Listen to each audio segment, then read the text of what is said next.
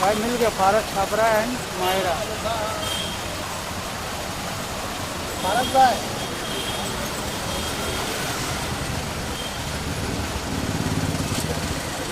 भाई कैसे आए यहाँ तक, कैसे पता चला? फॉलो किया गाड़ी।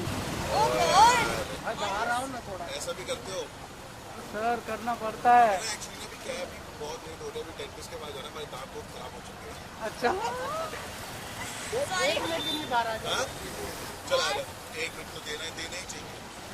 अभी पता है ट्रीटमेंट करवा के हैं, दाल और रखे घूमने तुम ले रहे हो, है ना? 2 घंटे से खड़े हैं। आओ चलो, मैं आता हूँ। आप भी Mahira ma'am. Cute couple Mahira Sharma and Paras Chhabra were clicked while the two were twinning in black and spotted post a dentist visit, for which Paras himself gave the explanation, saying his teeth were getting bad, but still obliged for pictures. And of course, Mahira was sporty enough to join him, and both of them were all smiles and left a bit of happiness behind for all before zooming away.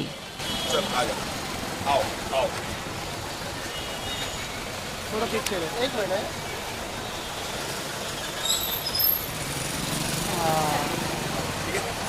Thank you भाई, thank you भाई body अच्छी बना ली भाई।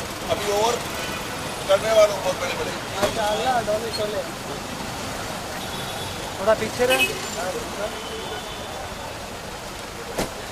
Bye bye, ध्यान दे भाई।